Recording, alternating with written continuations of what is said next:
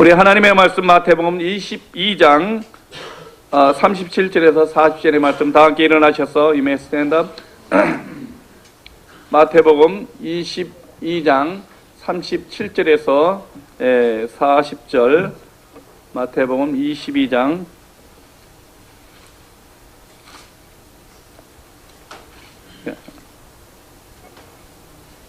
다 함께 읽겠습니다. 예수께서 이르시되 내 마음을 다하고 목숨을 다하고 뜻을 다하여 주 너의 하나님을 사랑하라 하셨으니 이것이 크고 첫째 되는 계명이요 둘째도 그와 같으니 내 이웃을 내 자신같이 사랑하라 하셨으니 이 두 계명이 온 율법과 선지자의 강령이니라. 아멘. 이 본문 말씀을 가지고 하나님과의 관계를 회복하라. 지난 이틀 동안 하나님께서 귀한 종을 통해서 각자에게 주신 하나님의 음성이 있을 것입니다. 오늘 특별히 하나님께서 귀한 말씀을 갖고 증거할 때 여러분에게 주시는 하나님의 특별한 음성이 있기를 바랍니다. 원길 목사님 다 아시기 때문에 소개는 생략하고요. 눈이 부리부리하고 훤칠한 키에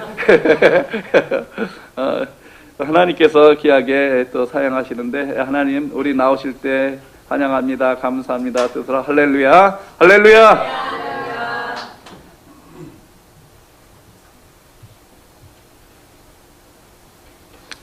우리 김동선 목사님 저렇게 칭찬해 주시니까 감사합니다. 저는 제일 행복할 때가 사람들이 눈이 부리부리하고 키가 훤칠하다면 그렇게 저도 모르게 입이 막 귀에 걸리더라고요. 너무 감사합니다. 여러분들은 인생을 사시면서 언제 가장 행복한 것을 느끼시나요? 한번 좀 누가 좀 얘기해 보시겠어요? 언제 가장 행복하세요? 와, 정말 영적인 분이시네요. 하나님의 임재를. 누구 남편이시는지 모르지만 정말 좋습니다. 하나님의 임재를 느낄 때 또 좋아요. 이건 정답이 없어요. 각자마다 답이 틀리니까. 오미숙 집사님은 언제 가장 행복하세요?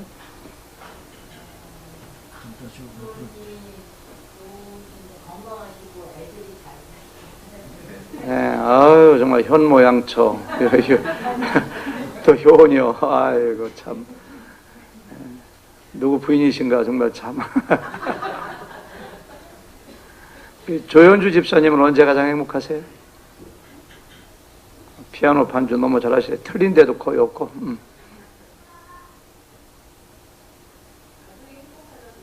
가정이에요. 그렇죠. 뭐 정답이 없습니다. 근데 세 분의 대답을 묶어서 또 일반적으로 보편적으로 얘기하면은 다른 사람들과의 관계가 좋을 때 이렇게 행복해요. 그렇죠? 내 주변에 미운 사람 없고, 부부 사이에, 부모 자식 간에, 친구들 사이에 사랑하고 그렇게 좋은 사람들이 주변에 많아. 그러면 행복해요. 제가 드린 말씀이 정답인 것을 어떻게 알 수 있느냐면은 가장 힘들고 가장 지옥을 느낄 때가 언제냐? 부부싸움 할 때. 그렇죠? 남편이 그렇게 미워질 수가 없어요. 옆에 가기도 싫어. 살도 닦기 싫어. 사흘, 나흘, 일주일, 한 달 동안 부부싸움 이렇게 계속되면은 살고 싶지가 않아. 고개를 끄덕이시는 분들은 다 경험자입니다, 지금. 사람이 인생을 살아갈 때 관계가 그렇게 중요해요. 왜냐하면은 하나님께서 사람을 창조하실 때 혼자 살도록 창조하지 않으시고 사람들과 더불어 살아가도록. 그래서 아담이 혼자 있는 것을 좋지 않게 보셔가지고 하와를 만들어 주셨고, 고독한 자로 하여금 가정에 처하게 하셨고, 사회적인 동물이에요. 그래서 이렇게 관계가 잘 될 때 굉장히 행복합니다. 따라서 여러분들도 자녀를 키울 때 공부 잘해서 좋은 대학 가고 성공하는 것도 중요하지만, 여기 학생들 너무너무 감사한데 정말 예배를 열심히 드리는데요, 마찬가지입니다. 내 자녀 키울 때 인간관계를 잘하도록 키워야 돼요. 인간관계 잘 하려면은 셀피시하면 안 됩니다. 이기적이면 안 됩니다. 섬겨야 되고요. 주는 거 좋아하고요. 남들 잘 배려하고요. 그런 사람들은 어디 가도 굉장히 인기가 많고 관계가 잘 돼요. 김동선 목사님하고 사모님 보면은 늘 보면 저분들 마음 가운데 누구 미워하는 사람이 있을까? 없는 것 같아요. 주변에 사람들이 굉장히 많아요. 제가 여기 와 있는 동안에도 세심함과 배려함에 제가 감동을 받았어요. 그냥 호텔의 방에다가 온갖 과자, 알로에 뭐 그냥 음료수, 거기에 그냥 그 팁까지 1불짜리 새 돈으로 챙겨가지고, 와, 이렇게 사람들을 배려하고 이렇게 챙기니까 이분들이 참 행복하구나. 그런 생각이 들어요. 사람들하고 관계가 잘 될 때 행복한데, 나를 지으시고 나를 세상에 보내시고 나를 구원하시고 생명의 근원이시고 나의 아버지이신 하나님과의 관계가 잘 되면은 얼마나 더 많이 행복할까요? 할렐루야. 하나님과의 관계가 안 되면 마찬가지로 얼마나 불행하고 얼마나 마음이 두렵고 떨릴까요? 내가 어느 집에 방문했는데 그 집의 주인이 나하고 원수예요, 원수. 근데 그 집에 가 있는 동안에 마음이 편안하겠어요? 마찬가지예요. 온 세상 만물의 주인이 하나님이신데 너의 허물과 재련하여 죽었다. 너희가 마음으로 하나님과 원수가 되었다. 그러니까 믿지 않는 사람들은 온 세상 만물의 주인이신 하나님과 원수가 되었기 때문에 내 불안과 공포와 염려와 근심의 근원이 어디인지 몰라요. 세상의 주인인 하나님과 원수가 되었는데 어찌 그 마음 가운데 평안함이 있겠느냐 이거예요. 하나님과 관계를 회복해야 돼요. 거기에서 속사람이 회복이 돼요. 저희 교회 이렇게 예를 들어서 너무 죄송한데요. 템플 침략에도 그런 교회니까 저희 교회 자랑하는 것이 아니라 저기 어떤 집사님이 주일날인데 저울에 좀 벗어도 될까? 제가 더위를 많이 타가지고. 네, 감사합니다. 저희 담임 목사 허락해 주셔가지고. 아내가 춥다고 옷을 너무너무 두꺼운 걸 줘가지고. 저도 이렇게 새가족이 오면은 새가족 환영 파티를 열어주는데요. 그런 선수가 있어요. 새가족이 한 명씩 나와가지고 어떻게 해서 이 교회를 오게 되는가 동기를 간직하는 시간이 있는데요. 어떤 집사님이 나와서 그런 얘기를 하더라고요. 저는 교회를 옮겨다니는 분이 아닙니다. 저는 한 번 정하면은 그 교회가 이단이거나 담임 목사님의 특별한 뭐 잘못이 없으면 끝까지 다니는 사람입니다. 저는 아이들 3명을 데리고 아내와 함께 교회를 이곳으로 왔습니다. 거기에는 이유가 있습니다. 한국에서 자기가 다니던 교회의 부목사님을 달라서 와서 그분이 먼저 오셨기 때문에 만났대요.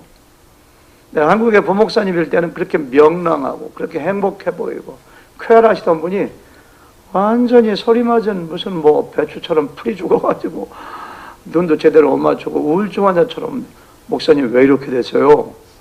미국 와서 고생도 많이 했고요. 교회를 개척한 지 2년 됐는데 아직까지 교인이 한 명도 없습니다. 제 안 해놓고 2년째 설교하고 있는데 너무너무 힘듭니다. 하더래요. 와, 이런 것이구나. 자기 마음 가운데 예배는 사람들이 많이 모여야 돼요. 오늘 찬양도 너무너무 은혜가 되는데요.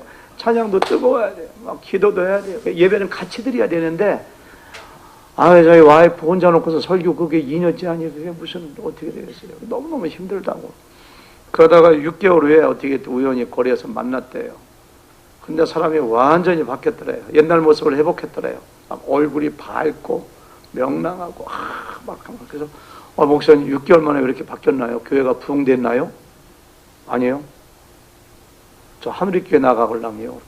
제게 하늘의교회거든요. 그 하늘의교회가 어떤 교회이기에 사람을 이렇게 바꾸는가. 그 부부가 이렇게 저에게 오셔가지고서 앞에서 두 번째 줄 이렇게 앉았던 게 기억이 나요. 예배 드릴 때마다 그렇게 우시더라고. 눈물을 흘려. 찬양할 때 울고, 기도할 때 울고, 설교할 때 그러니까 예배를 통해서 막 회복되는 거예요. 그리고 이렇게 저는 저기 어느 목사님 오시면은 우리 김동선 목사님 그러시는 것처럼 잘 존중해 드리거든요. 젊은 목사님인데도 불구하고 제가 잘 인사드리고 또 강대상도 내주고 설교도 하고 그렇게 주일 설교는 아니고 새벽기도 설교지만 새벽기도 설교할 때 은혜를 끼치시고 그렇게 한 6개월. 근데 그분이 그 목사님이 저희 교회에 와서 새가족 환영회 할 때 간증했던 게 그거예요. 자기는 그 킹사우나 그 찜질방에 제가 누가 저한테 프리티켓 하나 이렇게 선물해 줘가지고 혼자 간 적이 있거든요. 근데 어떤 청년이 꼭 뭐 생각하는 로댕처럼 하고 앉아서 있는데 저분이 꼭 이상해. 그래서는 형제님 한국분이시죠? 그랬더니 예수님 믿으시나요?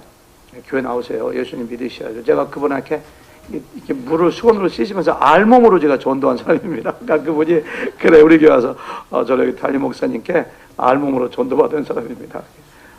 나 하늘교회 오인율 목사인데 예수님이 되시고 구원받으세요. 그러니까 한참 전도하다 보니까 저도 목사인 걸요? 하다가 진작 좀 얘기하지. 그래? 그래서 그분이 이제 우리 교회 나오셨는데 예배를 통해서 회복됐다는 것은 하나님과의 관계를 통해서 회복되는 거예요. 하나님과의 관계를 통해서. 굉장히 중요해요. 하나님과의 관계가 회복되면 인간관계도 회복되고 제가 이 책 예화를 몇 번 읽어드렸는데요.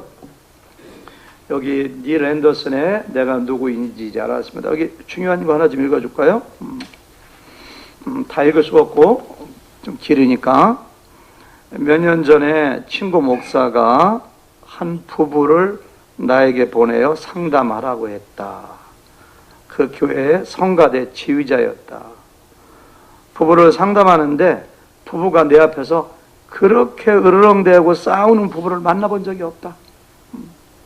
내 앞에서 서로가 소리를 질러대고 욕을 하고 그들은 이미 자기의 각자의 길로 가기로 결정한 사람들이었다. 이 사람들은 잡아먹을 수 있는 사탄이 이 사람들을 잡아먹을 수 있는 저루의 기회이구나. 어떻게 손을 댈 수가 없더래요. 그래서 처방을 할 수가 없어가지고 혹시 당신들 어디 조용한 데 가서 한 보름 정도 있을 때가 있느냐고 하니까 부인이 하는 얘기가 제 친구가 별장이기 때문에 가 있을 수가 있습니다. 그래서 자기의 설교 CD, 하나님과의 관계를 회복하는 하나님이 누구신가에 대한 CD를 주면서 요거를 가서 들으면서 있으라고. 남편도 그렇게 처방을 냈어요. 그러고서 3개월이 지났는가 얼마 지나서 있는데 다 잊어먹고 있었대요. 근데 오늘 식당에 가서 앉아있는데 그 남자가 애들 3명을 데리고 쫄쫄쫄 이렇게 들어오더래요. 아유 드디어 이혼했구나. 아유 남자가 애를 키우는구나. 좀 이따가 또 아내가 쫄쫄쫄 들어오더래요. 아유 판사가 얘기해서 오늘이 만나는 날이구나.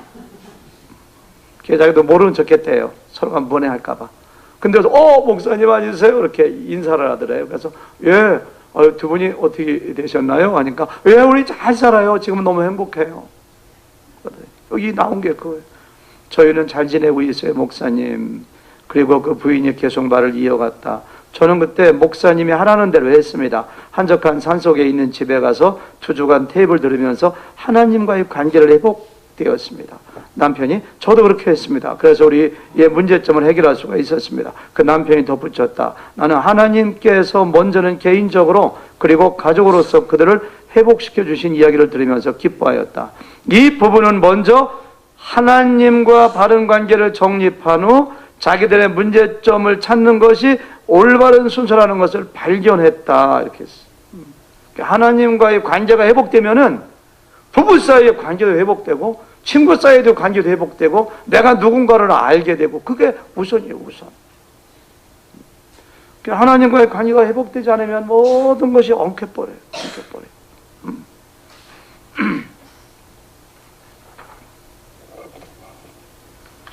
스위스의 정신과 의사인데요.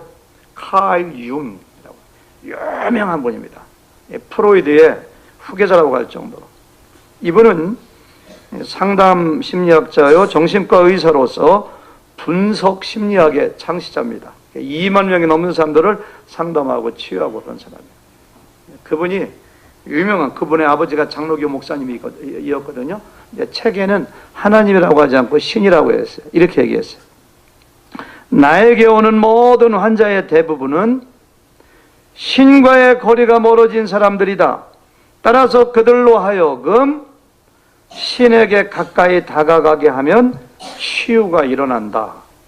수많은 사람들을 치료하면서 예를 본 적이 없다. 신과의 거리가 멀어진 사람은 정신적으로 육체적으로 병이 든다. 신과의 거리가 가까워지면 가까울수록 그 사람의 정신, 속사람은 건강해진다. 그러면서 이렇게 얘기해요. 그러나 내가 예를 하나 만들어 보았다. 어떤 사람을 치료할 때 신과 거리를 좁힌 것이 아니라 약으로 치료해 보았다. 효과는 금방 나타난다. 그러나 6개월 후에는 재발한다. 이렇게 했어요. 내가 하나님의 창조물이기 때문에, 내가 하나님의 모양과 하나님의 형상대로 창조되었기 때문에, 내가 하나님과 가까우면 가까울수록, 하나님을 예배하면 예배할수록, 하나님을 사랑하면 사랑할수록 내 속사람이 건강한 사람이 되고, 다른 사람들과의 관계도 건강한 사람이 되고, 그게 행복해지고, 그게 치유가 일어나는 거예요. 내 속에서 하나님이 떠나고 하나님이 없는 사람들은 허망해져요. 허망해져요. 마음에 불안이 찾아와요. 마음에 기쁨이 없어요. 그러니까 속사람이 병들어요. 병들어.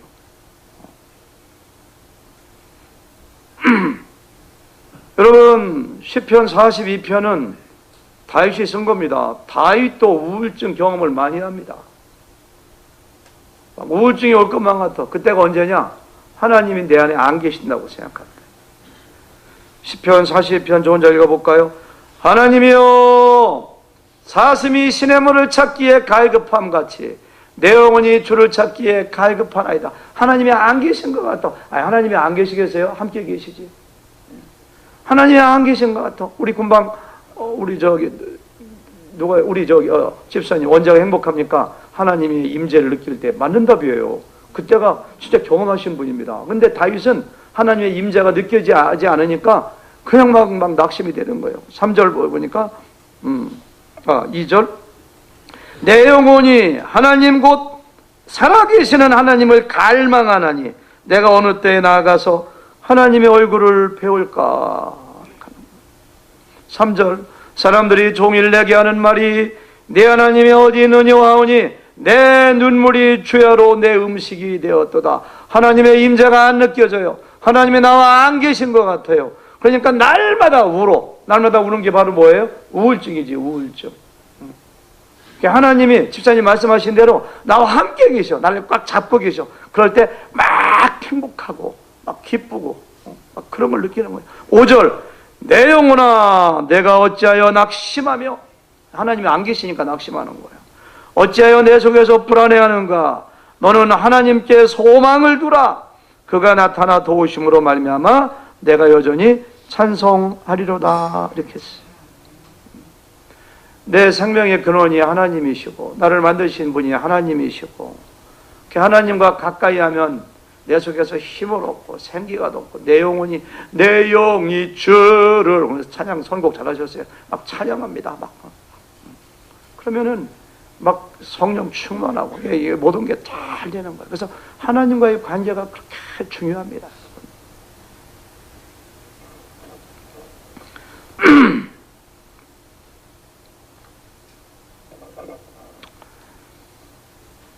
저희 가정 이야기에서 굉장히 죄송한데요. 3살 난 딸이 있는데 지난 여름에 제 아내가 한국 가서 한 달 정도 있다 갔거든요. 손녀가 보고 싶다고. 헤어지는 게 문제예요. 손녀도 할머니를 굉장히 좋아해요. 가기 20일 전부터 제 아내 이름이 김은자인데 손녀가 어린이반 가고서 우리 김은자 할머니 온다. 김은자 할머니 그렇게 자라가. 가서 한 달 동안 있는 동안에 얼마나 할머니하고 손녀하고 서로 사랑하고 반가워하고 그냥 그렇게. 그래서 이제 갈 때가 다가오니까 그 아이가 울잖아요. 그러니까 닷새 전부터 할머니가 미국 가서 너 좋아하는 레고 사서 보낼 거야. 그래 한국 가야 돼. 계속 닷새 동안 막 세뇌를 시키는 거야. 근데도 가는 날 새벽에 일찍 깨워서 공항에 가는데 애가 다 알아차려가서 말도 안 해. 하고 너무너무 아이가 막 울려고 하고 달래고. 내가 공항에서 헤어질 때 사진 찍어서 동영상 찍어서 보내러 갔는데 보니까 애가 할머니를 꼭 안아주고 할머니 또 만나요 이렇게 막 하고 이렇게 서로가 눈물로 이렇게 작별을 하더라고요. 나는 이 애가 한 일주일이고 10일 정도 힘들어할 줄 알았어요. 근데 할머니 빠이 하고 헤어지자마자 공항에서 나가자마자 막 춤을 추고 엄마한테 또 앉고 다 애들은 믿을 게 못 되더라고. 그 공항에 빵집에 가서 음악이 나오니까 손자가 막 춤을 추고 엄마 하고 할머니 다 잊어먹었어요. 제가 그거 보면서 아기에게는 엄마만 있으면 되는구나. 엄마 뱃속에서 10개월 동안 엄마의 분신과 같잖아요. 엄마가 젖주고 엄마가 기저귀 갈아주고 엄마의 생명에서 나왔고 육신적인 생명이 그러니까 엄마만 있으면 돼. 엄마만 있으면 마찬가지예요. 근데 사람들은 영적으로 어두워져서 영적인 안목이 없기 때문에 하나님을 구하지 아니하고 세상의 물질을 구하고 세상의 쾌락을 구하고 다른 걸 구해. 그런 걸로 만족함이 없어요. 하나님만 있으면 돼. 하나님만.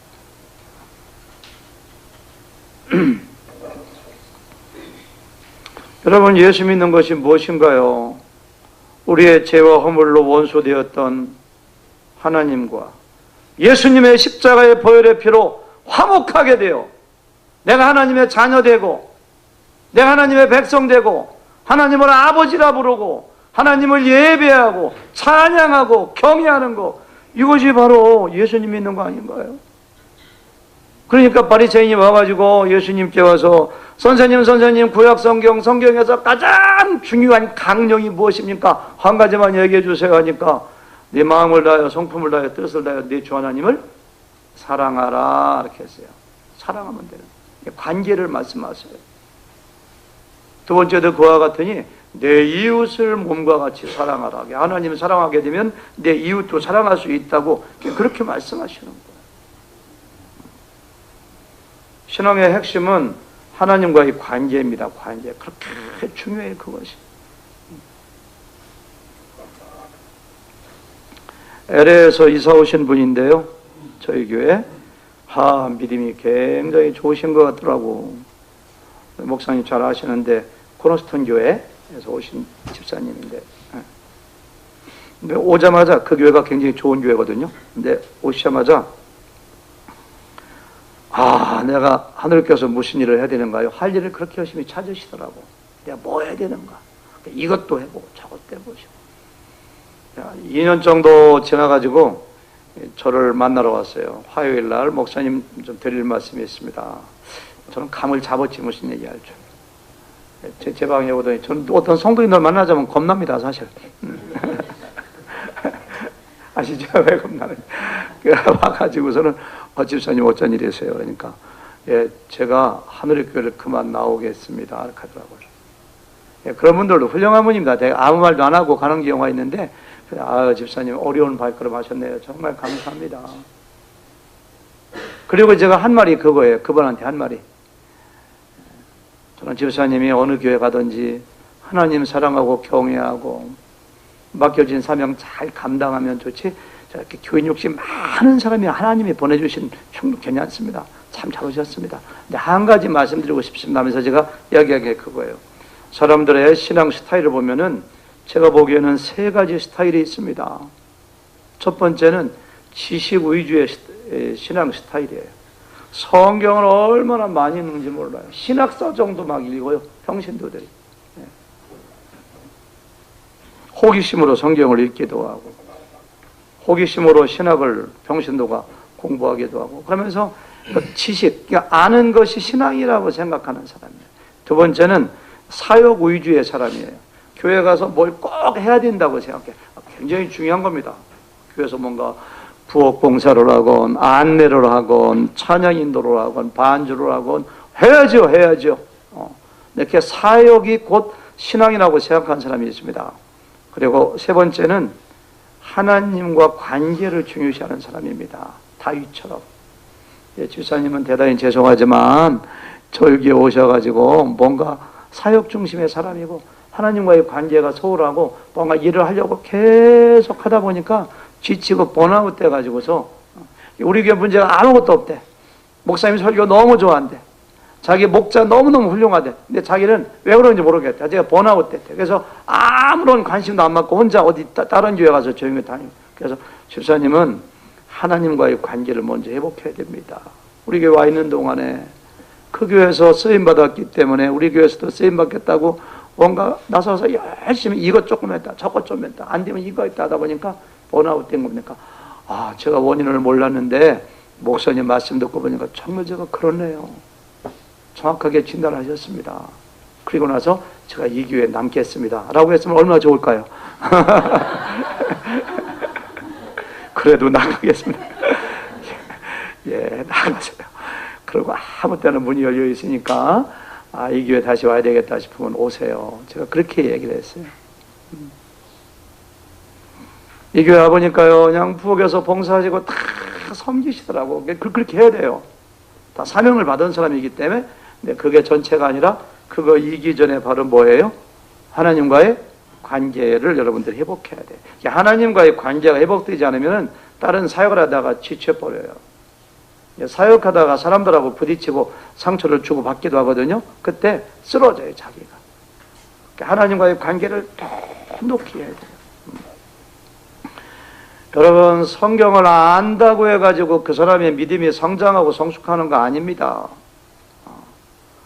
에베소 4장에 보니까 그리스도의 장성한 분량이 충만한 데까지 자라가라. 그러니까 하나님의 주님의 형상이 내 안에 이루어지기까지 성장해야 되는데 그러려면 뭐예요? 아는 것과 믿는 것이 뭐가 돼야 돼요?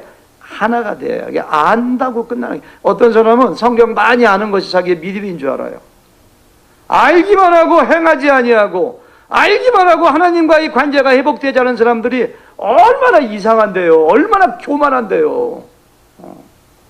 아는 게 전체가 아니야. 아는 것과 믿는 것이 하나 된다는 것은 참 믿음은 반드시 행하게 돼 있거든요. 행하지 않는 믿음은 죽었다고요. 이게 가짜 믿음이거든요. 그러니까 아는 것과 믿음이 하나라는 것은 너희가 알았어? 그러면 행해야 돼. 그래야지 성장해. 그런 사람이 여러분들이 돼야 돼요. 예수님을 인격적으로 영접하고 만난다고 하잖아요. 부부가 이렇게 인격적으로 대화하고 지정을 통해서 만나는 것처럼 예수님을 인격적으로 예수님 감사합니다. 오늘 제가 너무너무 행복합니다. 예수님 너무 힘듭니다. 그래서 인격적으로 나의 의지와 지성과 감성을 통해서 주님과 날마다 만나는 것이 주님을 인격적으로 만나는 거예요.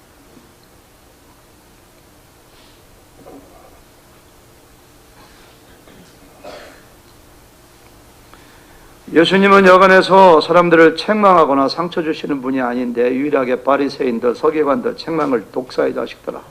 굉장히 예식에 대해서. 왜 그런지 아세요? 그 사람들은 성경 전문가입니다. 서기관들 성경을 필사하고 성경을 가르치고, 그런데 알기만 하지 하나님과의 관계가 그냥 끊어져 버렸어요. 하나님은 사랑하지 않아요. 참 마음으로 진정으로 하나님을 예배하지가 않아요. 그러니까 종교 생활은 있지만 신앙 생활은 없어요. 그러니까 하나님이 그건 너무너무 힘들어 하시는 거예요. 그러니까 이사야서 말라기서 같은 데 보니까 너희가 나한테 그렇게 마당만 밟고 그렇게 예배 제사하러 오지 말라. 내가 진저리가 났다고. 너희 마음을 나에게 달라고. 그러니까 하나님과의 관계를 그렇게 해. 그 사람도 성경을 많이 알면 뭐예요? 예수님이 메시아인 것도 몰랐는데, 예수님 십자가에 못 박아 죽였는데, 그만큼 하나님의 관계가 중요하다는 것을 이렇게 여러분들에게 제가 말씀을 드리고 싶어요. 아무리 강조해도 그것이 없습니다.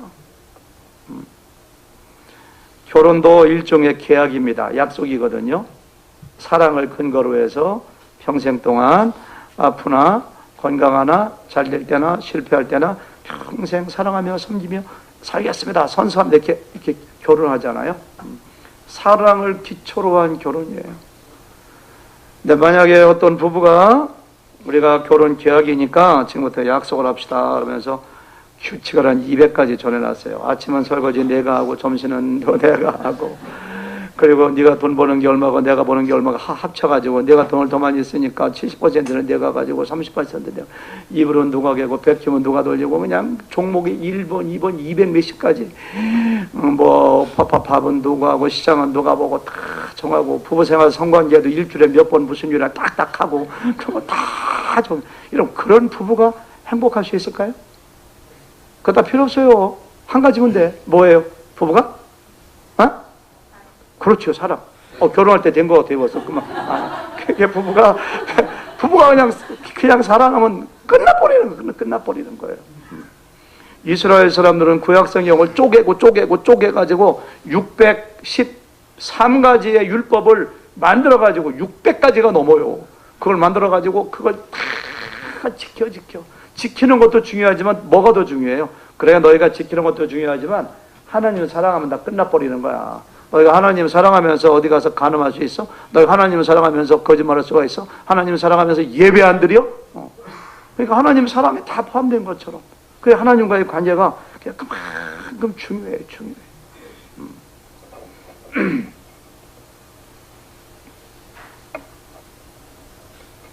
그래서 하나님께서는 우리한테 뭐라고 해요? 너희는 내 자녀라. 하나님이 우리 아버지, 우리가 자녀예요. 세상에서 가장 가까운 것이 아버지와 부모와 자녀 사이잖아요. 엄마 아버지가 옷 벗고 잘라고 누웠는데 엄마 하면서 사이에 들어갈 수 있는 유일한 사람이 누구예요? 아들 아니면 딸이에요. 하나님께서 우리를 하나님의 아들이라고 하고 하나님의 뭐라고 해요? 딸이라고 해요. 심지어 사도 바울은 우리가 뭐예요? 그리스도의 누구라고요? 신부, 영적인 신부라고 해요. 그만큼 가까워요. 찬송가에 그런 찬송이 있잖아요. 구주를 생각만 해도 그렇게 좋거든. 그럼 뭐죠? 직접 배울 때 얼마나 좋으려. 막 예수님만 생각하면 행복해져요. 이게 하나님이 나에게 그렇게 좋으신 분이요. 여러분들 연애해봤잖아요. 막 그 연애할 때 애인만 생각하면 힘들다가도 이렇게 막 그 힘나는 것처럼 하나님이 그런 분이야 돼. 그런 분이. 하나님은 무서운 분이야. 하나님은 엄격한 분이야. 하나님은 어딘가 모르게 거리가 느껴져. 이게 상당한 문제가 있는 겁니다. 그러니까 교회 오기가 힘들어. 그러니까 예배 시간만 되면은 하나님 만나러 간다고 해가지고 와 신난다 교회 가는 날이다 이렇게 돼야 되는데 아유 어째 주일이 이렇게 빨리 들어와서 이거 안 갈 수도 없고 어떻게 하나 오늘 그렇게 나오신 분 있으면 손 들어보세요. 그러니까 하나님을 사랑하면은 예배의 맛도 달라져요. 교회 오는 것도 달라요. 찬송할 때도 달라져요. 오늘 이렇게 찬송을 오래 해. 똑같은 거 반복하고 왜 그래? 이렇게 하면 안 돼. 하나님을 사랑하는 건데. 모든 신앙생활의 중심은 바로 뭐예요? 하나님이라는 걸 여러분들 꼭 기억하셔야 돼요. 하나님과의 관계를 회복하기 위해서 물론 예수님을 영접해야 됩니다. 나 스스로 하나님께 가까이 갈 수가 없습니다. 예수님을 통해서 하나님과 화해하고 예수님을 통해서 하나님을 가까이 하고 예수님을 통해서 예배하는 거예요. 더 중요한 것은 날마다 큐티하고 성경 읽고 찬양하고 저는 가장 중요한 것이 예배라고 생각해요. 예배.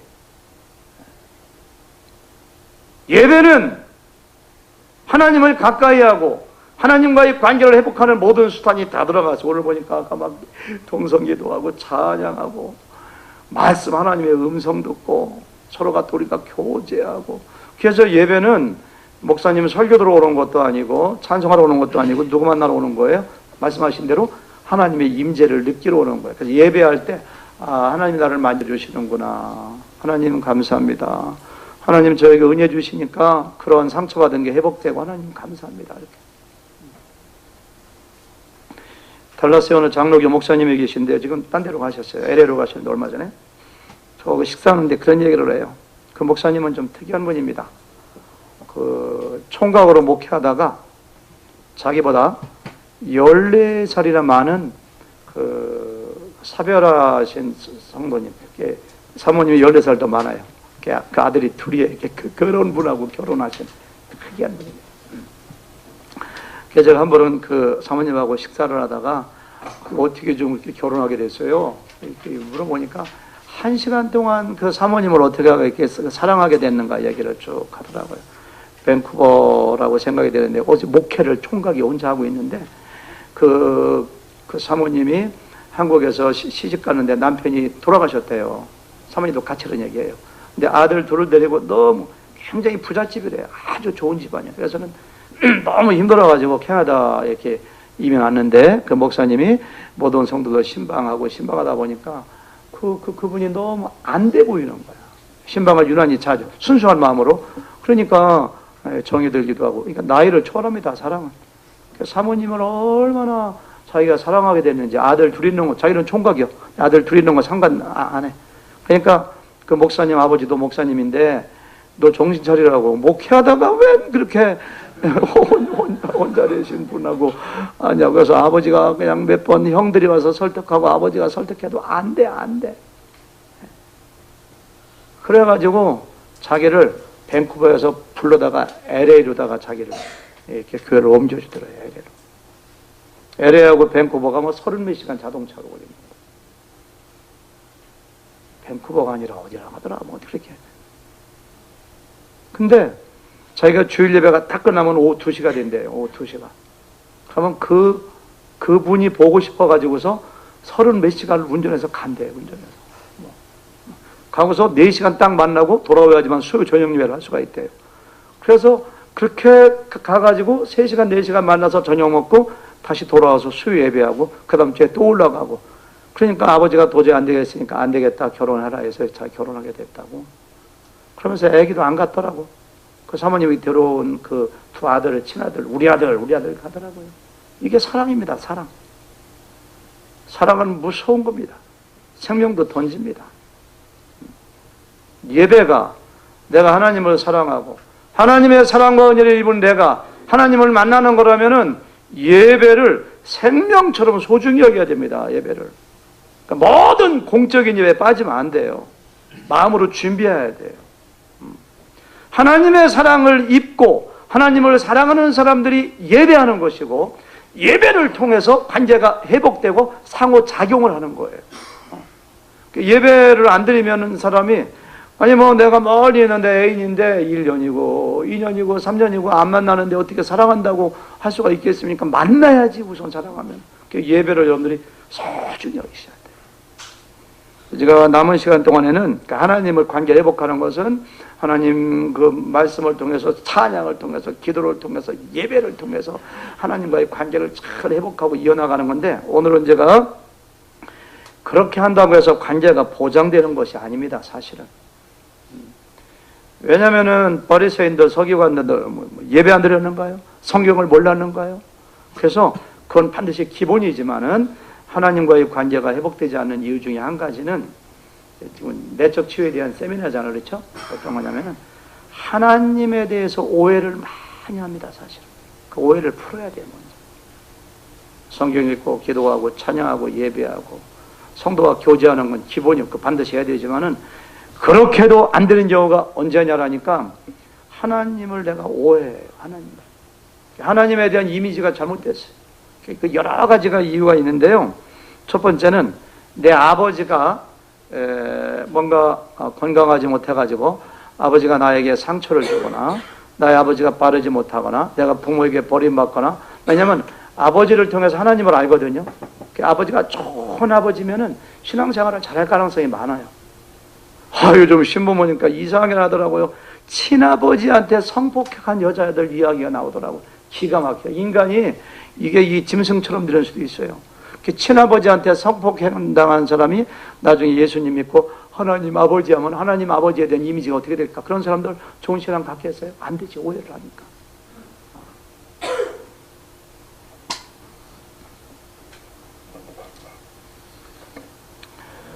여기 제 선배 목사님이신 주서택 목사님이 상담 치유 이렇게 세미나 하다가 여기 책이 있는데 거기에 이런 간증하신 분이 있더라고요. 다 읽어줄 수는 없지만은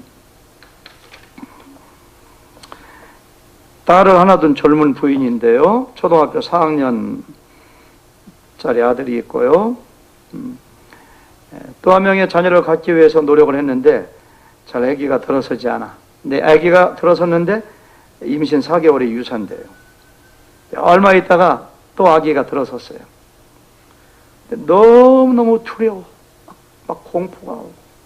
당장이라도 하혈되면서 아기가 막 유산될 것 같아요. 그래가지고 어떤 목사님께 가서 상담을 했더니만은 상담을 이렇게 해줘요.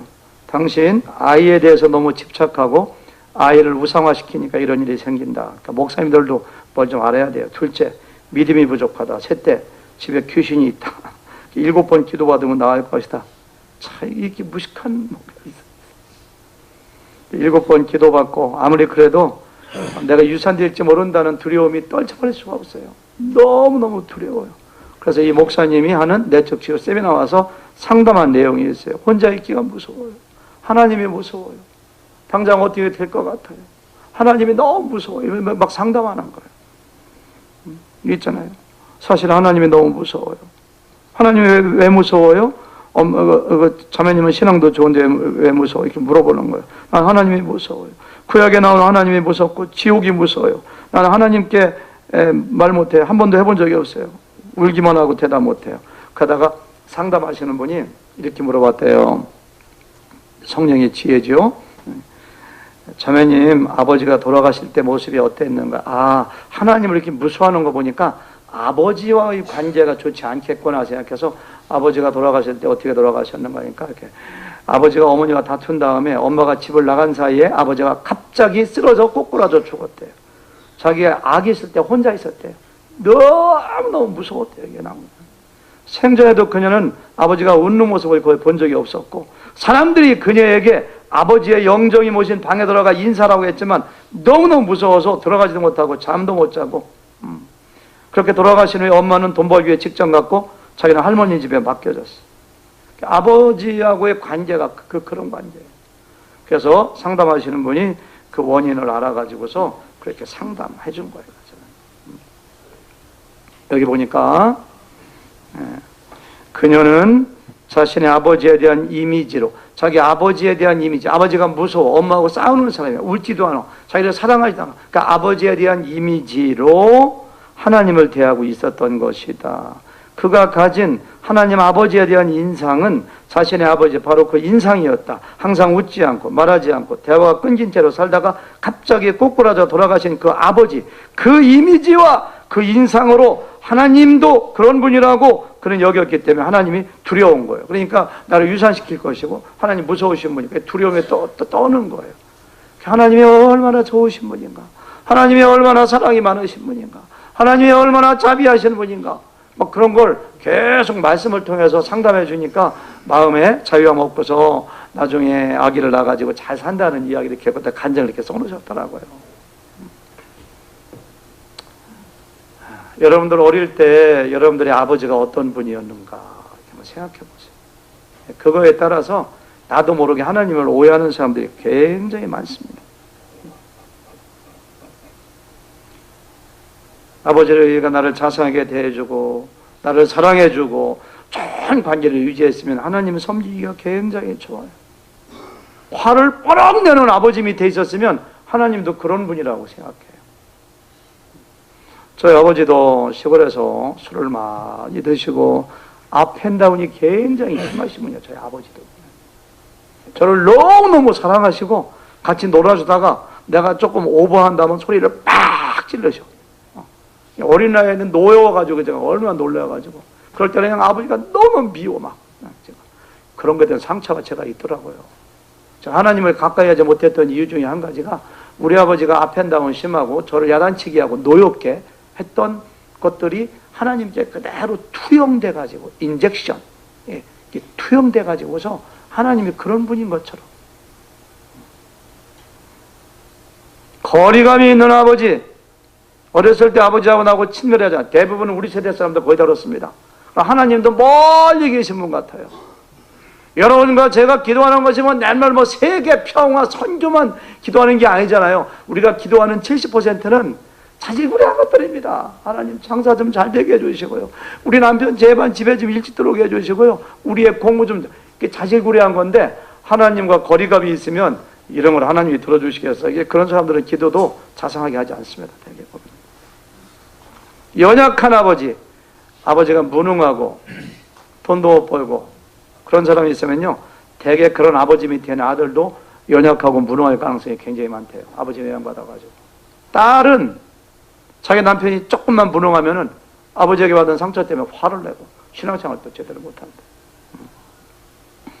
다 그런 것은 아니지만은 아버지 없이 자라는 사람들 하나님에 대한 이미지를 형성하기 어렵다고 해요. 다 그런 건 아니지만은 믿음을 통해서 회복되기도 하지만 그런 사람들한테는 내 육신의 아버지가 안 계셨지만 더 좋은 아버지가 계시구나 이렇게 해서 말씀을 통해서 이렇게 회복돼야 돼요. 알코올 중독에 빠진 아버지, 늘 어뷰즈 당하고 자신이 무시당했기 때문에 하나님께도 역시 마찬가지로 관계가 좋아지기 힘들다고 해요. 나를 버린 아버지, 부모에게 버림받은 아버지 있잖아요. 신앙생활 그걸 극복한 사람들은 굉장히 잘합니다. 근데 극복하기가 쉽지 않아요. 어떤 분이 그런 간증하더라고요. 자기는 아버지한테 버림받았대요, 부모한테. 그래가지고서는 신앙생활, 하나님도 그런 분 같아요. 언제 나를 버릴지 모른대요. 너무너무 힘들었는데 시편 27편 시편 말씀 가지고 자기는 치유받았다고 하더라고요. 내 부모는 나를 버렸으나 여호와는 나를 영접하시리다. 이 말씀 듣고 그렇게 눈물이 났대요. 내 아버지 내 어머니 나를 버렸지만 하나님은 나를 받아주시는 이런 아버지가 계시는구나 해서 신앙을 회복했다는 간증을 이 책에서 읽어봤어요. 나를 부끄러워하고 나를 용납하지 못하는 아버지, 이런 사람들 신앙생활 제대로 못해. 나에게 고통과 해를 끼친 아버지, 쭉 이런 내용이 나오더라고요. 이제 첫 번째 얘기했어요. 하나님을 오해하기 쉬운데 어떤 오해냐고요? 내 아버지, 내 어머니가 어떤 분이었는가, 내가 내 아버지에 대한 이미지를 하나님께 그대로 이렇게 투사해가지고 신앙생활하기, 혹시 그런 분들 있는지 모르겠어요. 말씀을 통해서 하나님을 새롭게 알아가야 됩니다. 두 번째는요, 내 인생의 위기 가운데, 고통 가운데, 내가 가장 어려울 때 하나님 그때 어디 계셨어요? 왜 하나님 나를 이렇게 버려주셨습니까? 그런 오해가 있을 수가 있어요. 여러분도 그런 거 이렇게 글을 보셨잖아요. 보니까 어떤 사람이 밤에 꿈을 꾸었다.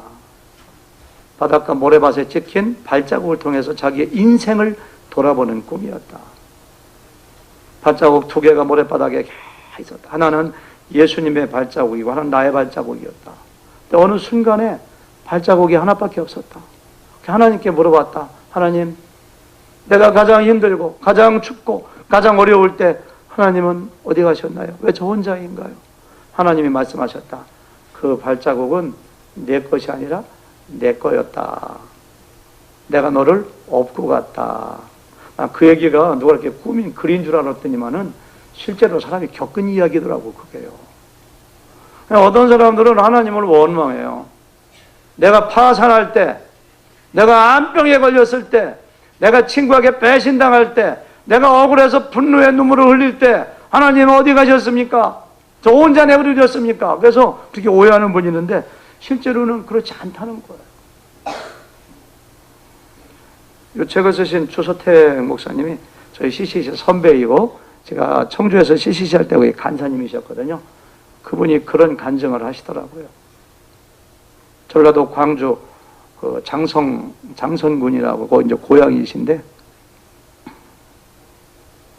굉장히 가난하대. 그건 52년생이거든. 저한테 선배님이신데 7남매 굶기를 밥 먹듯 해. 옛날에 그랬어요. 저희 고향에도 굶어 죽기 직전까지 가는 사람도 여러 집 있었다고.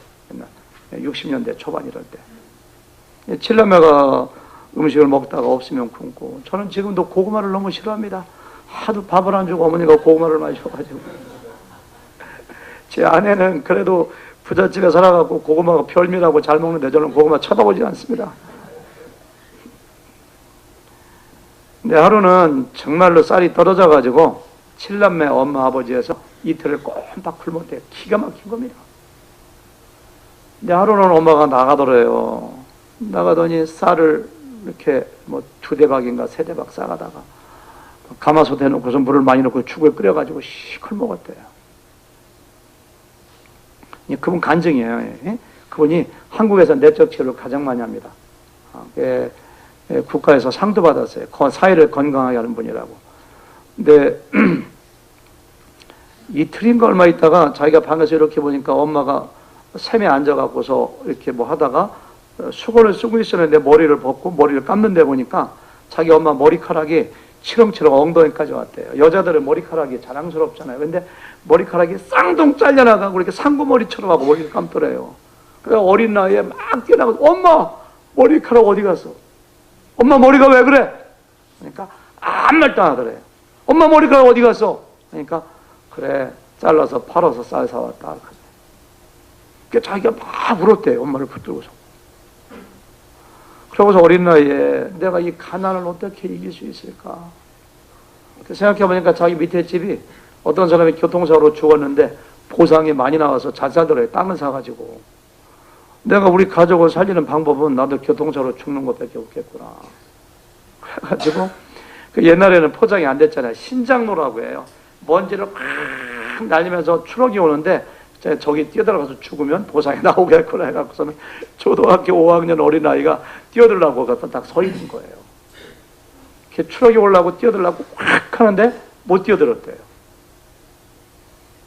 근데 나중에는 자기가 용기가 없어서 못 뛰어들었다고 생각했는데 나중에 성장한 다음에 그 내적 치유 생각하면서 자기가 기도했대요. 하나님, 저 그렇게 가난하고 죽으려고 했을 때 하나님 어디 계셨는가요? 하나님이 그림으로 영상을 딱 보여주시더래요. 하나님이 뒤에서 꽉 잡고 있는 모습. 그러면서 그냥 그 모습을 보니까 막 감동이 돼가지고 자기가 너무너무 울었다고. 하나님, 나를 잡고 계셨군요. 하나님 사랑합니다. 그런 걸 통해서 하나님과의 관계가 회복되는 거예요. 건강한 속사람이 어떻게 된다고 했죠? 성령의 능력으로.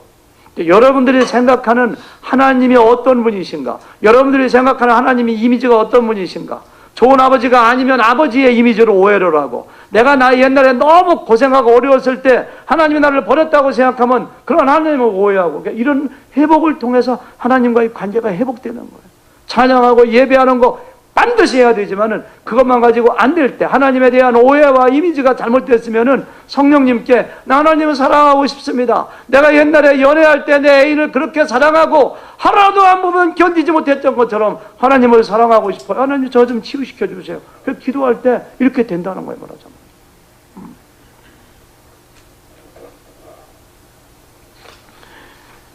이분이 쓰신 책 중에 한 가지가, 제가 책을 한 50권 읽었다고 했잖아요. 몇 권 골라온 건데요. 책 제목이 엄마 가지마, 이런 책이에요. 엄마 가지마. 1장에 나오는 이야기인데요. 그 내적 치유 세미나를 하는데, 목사님 끝날 시간 됐죠? 바로 끝날게. 너무 또. 원주 교도소의 교두관이 와가지고서 내적 치유 세미나 참석하신 거예요. 그분은 남자 나이가 한 40대 50대 가까이 됐는데 그 아내의 치마꼬리만 붙드는 남자예요. 그러니까 아내가 잠시라도 없으면 불안해. 늘 아내만 쫓아다녀. 아내가 어디 갔다가 안 오면 불안해. 근데 자기 중학생 아들이 2명 있는데 아들까지도 그런데 세 남자가 부인만 쫓아다니고 이렇게 부인 없으면 힘들어하고 그렇게 남자래요. 근데 자기는 왜 그런지 몰랐대요. 그냥 타고난 성격이라고 생각했대요. 근데 내적 치유 이렇게 세미나 참석해가지고 신앙은 지식이 아니라 관계다라는 이렇게 강의를 쭉 들으면서 기도하는데 뭐 그렇게 하나님께서 뭐를 생각나게 해주시더래요. 그걸 나와서 간증하는 거예요. 간증한 내용이 적혀 있더라고요. 자기 집은 이렇게 강가에 있었는데 이 강가에 있다가 이렇게 읍내로 가거나 어디 가려면 반드시 나룻배를 타고 나와야 됐대요. 근데 자기 아버지가 도박에 이렇게 중독이 돼가지고 밤 늦게까지 밤새도록 이렇게 카드하고 화투 치고, 그러면 자기 어머니는 그걸 너무너무 힘들어해가지고서 아버지한테 화투 한 번만 더 치면 내가 집 나간다고 늘 그렇게 얘기하고. 근데 어느 날 아버지가 밤새워서 새벽에 들어왔대요. 어머니가 막 집 나간다고. 근데 아버지는 꼬꾸라져 주무시고 자기 이렇게 누워있는데 보니까 낮잠을 자다 깨보니까 이렇게 엄마가 장롱을 열고서 짐을 싸더래요. 이렇게 쭉 싸더래요. 아, 우리 어머니가 나가려고 하시는구나 이렇게 생각했대요. 근데 일어날 수가 없었대요. 용기가 없어가지고. 근데 어머니가 짐을 다 싸가지고서는 자기를 이렇게 보다가 이렇게 나가시더래요. 5분 지나고 10분 지나고 너무 불안해. 엄마가 안 오시면 어떡하나. 그러다가는 엄마 시간 지나가지고 안 되겠다 싶어가지고서 강가로 막 달려갔대요. 왜냐면 반드시 나룻배를 타야지만 이렇게 밖에 나갈 수가 있으니까.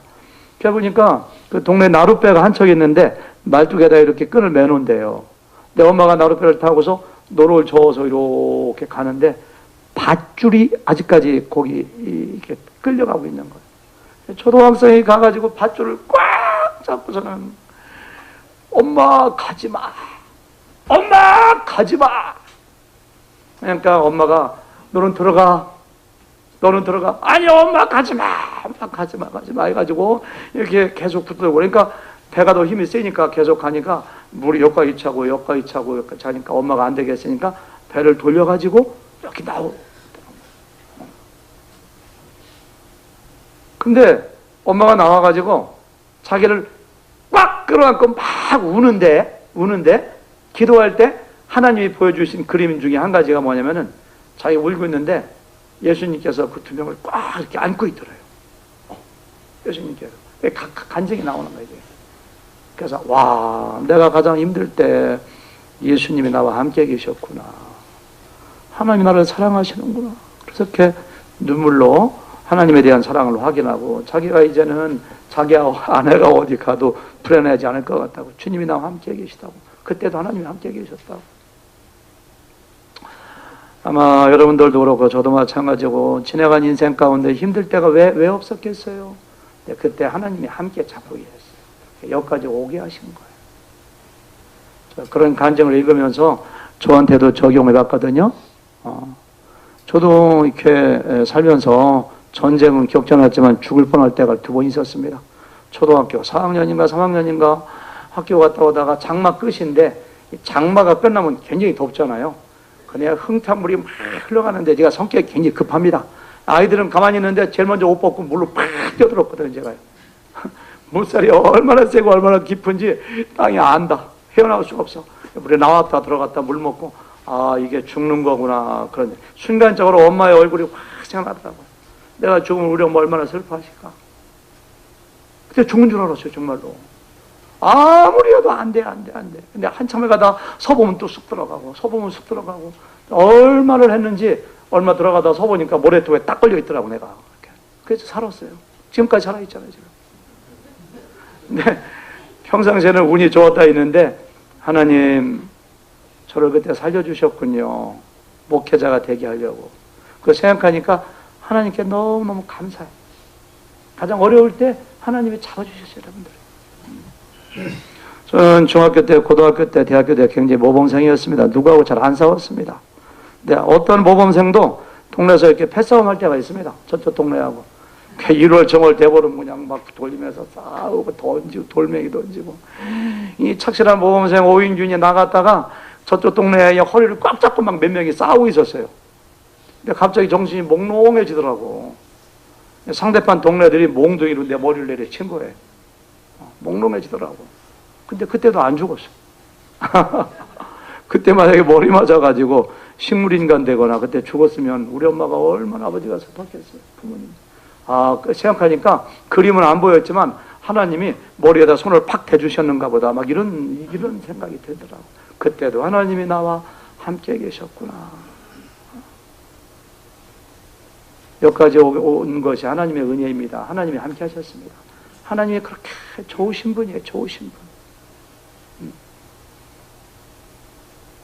하나님이 지켜주셨어요. 하나님이 함께 하셨어요. 생명을 주신 분이 하나님이세요. 나에게 구원자 주신 분이 하나님이세요. 나의 아버지 어머니보다 나를 더 사랑하신 분이 하나님이세요. 근데 왜 그 하나님께 거리감을 느낍니까? 왜 하나님이 멀리 있는 분처럼 느끼십니까? 왜 하나님을 두려워하십니까? 하나님이 그런 분이신데요.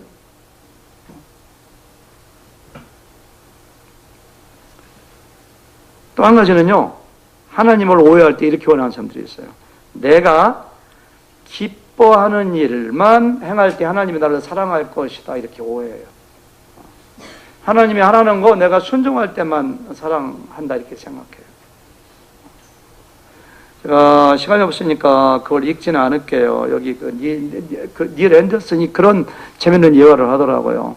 자기 집에 고양이를 누가 2마리에 선물해줘가지고 하나는 큰 아들 주고 하나는 작은 아들 줬는데 작은 아들이 고양이를 벽에 확 던졌대요. 누가 자기한테 얘기해 준 거예요. 자기 아내가. 여보, 쟤 좀 상담해 보세요. 고양이를 벽에 집어넣어줬어요. 그래서 불러가지고 너 일로 와. 또 고양이 던졌지. 안 던졌습니다. 이렇게 하는 거예요. 던졌다는데 안 던졌습니다. 너 정말 맞을래? 그래서 이렇게 매로 때려도 안 던졌습니다. 안 던졌습니다. 계속 끝까지. 근데 그게 된 날 직장에서 왔더니 아내가 저하고 좀 얘기 좀 해보세요. 고양이가 죽었어요. 고양이 보니까 죽었어. 그 충격으로다가. 고양이를 기독교식으로 장례 지낸다고 또 싸가지고. 그래서 이제 이 땅속에 파묻어주고 자기 아들한테 네가 기도해라. 아빠가 기도하세요. 네 고양이니까 네가 기도해. 걔가 기도하는 걸 뭐냐. 하나님, 앞으로는 고양이를 던지지 않겠습니다. 그래서 너의 고양이 안 던졌다고 했니? 그러니까 내가 고양이 던졌다는 거 아빠가 알면은 저 사랑하지 않을까 봐서요. 그랬단 말이야. 그 아이를 꼭 안아주면서 네가 고양이를 던져도 내 아들이고 안 던져도 아들이고 너는 내 아들이기 때문에 네가 어떻게 하든지 사랑한다. 이렇게 했다고 하더라고요. 로마서 5장에 보니까요. 우리가 아직 죄인 되었을 때, 우리가 아직 연약할 때, 우리의 죄로 말미암아 하나님과 원수 되었을 때 우리를 사랑해서 독생자 예수님을 하나님이 보내주셨을진데, 물론 죄를 안 지어야 됩니다. 하나님이 기뻐하시는 일을 행해야 돼요. 근데 설령 죄를 지었다 할지라도, 설령 잘못했다 할지라도 하나님은 그래도 우리를 사랑하신다, 사랑하지 않는다? 사랑하시는 거예요.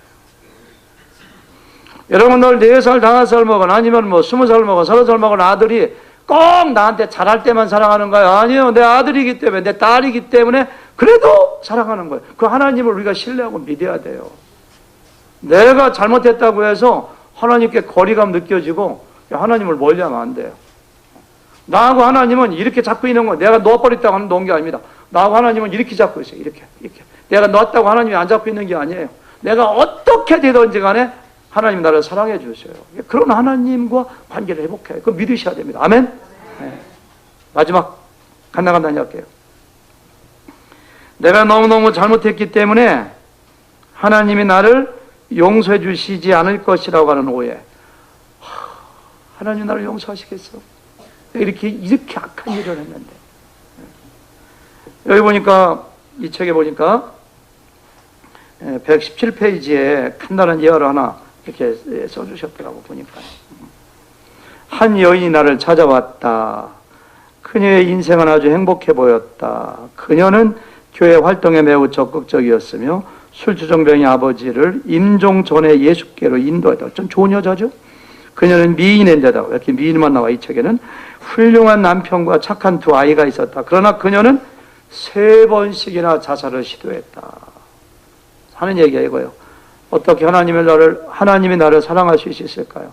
나는 실패자이고 쓰레기 같은 인생인데, 이렇게 말하면서 흐느껴 울었다. 3번씩이나 자살을 시도한 나를 하나님이 과연 받아주실까요? 이렇게 그것 때문에 우는 거예요. 목사님이 이렇게 얘기했어요. 하나님은 당신을 사랑하십니다. 당신이, 잘 들어보세요. 당신이 사랑을 받을 만하기 때문이 아니라 하나님의 성품이 사랑이기 때문에, 하나님의 성품이 사랑이야. 하나님의 본능이 사랑이야. 이기 때문에 당신을 사랑합니다. 그만 눈물을 거두세요. 하나님은 사랑이기 때문에 당신을 사랑합니다. 호랑이는 본능이 날쯤에서 고기를 먹는 게 본능인 것처럼 그래요. 하나님은 성품이 사랑이기 때문에 우리가 사랑받을 만한 짓을 해서 구원받은 거 아닙니다. 그럼에도 불구하고 사랑하신 것처럼 이렇게 얘기했으니까. 그러나 제가 잘못할 때는 하나님이 나를 사랑하신다는 느낌이 안 들어요. 그런 느낌 믿지 마세요. 사탄이 주는 거라고. 꼭 그런 얘기 나와요. 다 읽지 않을게요. 그래서 우리는 어떠한 잘못을 해서도 하나님이 나를 하나님을 꼭 안아주고 있다고. 절대로 우리 버리지 않습니다. 그래서 하나님과의 관계를 회복해야 돼요. 신앙이 좋다는 게 뭔지 아세요? 하나님과의 관계가 회복돼서 하나님을 너무너무 사랑하는 거예요. 바울 같은 경우 로마서 8장에 보니까 누가 우리를 그리스도의 사랑에서 끊으리요? 환난이나 곤고나 박해나 기근이나 적신이나 위험이냐 칼이나 어떠한 것도 나하고의 하나님 관계를 끊지 못해. 하나님을 사랑해. 이렇게 했거든요. 이게 믿음이고 신앙이에요. 구약에 나오는 선지자 하박국을 보세요. 이 양간에 소가 없어도, 우리의 양이 없어도, 포도나무에 열매가 없어도, 감람나무에 과실이 없어도 내가 너의 하나님을 사랑하겠다고, 하나님 때문에 기뻐하겠다고. 다윗 보세요. 여호와는 나의 목자시니 내게 부족함이 없다고. 사망의 음침한 골짜기 지날 때도 내가 하나님 사랑하겠다고. 여러분, 결론인데요, 여러분들과 하나님과의 관계 좀 한번 좀 점검해 보세요. 하나님을 사랑하고 하나님과의 관계가 회복되면 신앙생활이 너무너무 신나요. 예배드리는 것이 신나요. 찬양할 때 의미가 달라져요. 교회에서 봉사할 때 하나님 위해 봉사하는 거기 때문에 의미가 달라져요. 헌금도 의미가 달라져요. 하나님을 사랑하지 않고 율법적으로 법에 의해서 억지로 하려니까 신앙생활이 힘들어져요. 헌금도 아까워요. 하나님과의 관계가 회복되면 나의 쓴뿌리가 없어져요. 하나님 나를 창조하신 분이기 때문에. 그래서 여러분들의 신앙을 스스로 한번 진단을 해보세요. 예. 하나님만, 구주를 생각만 해도 그렇게 좋은 것처럼 하나님만 생각하면 참 너무너무 좋아. 예. 어디가 좋은 직장 가지고 있는 아들만 생각하면 기분 좋을 때가 있잖아요. 손녀만 생각하면 기분 좋을 때가 있잖아요. 그런 것처럼 하나님만 생각하면 온 세상을 다 가진 것 같아. 그 정도로 하나님 사랑하면은 신앙생활이 얼마나 익사이팅 할까요? 내 속에 있는 이 상처가 치유가 돼요. 그런 여러분들 되기를 바랍니다. 아멘? 네, 아멘.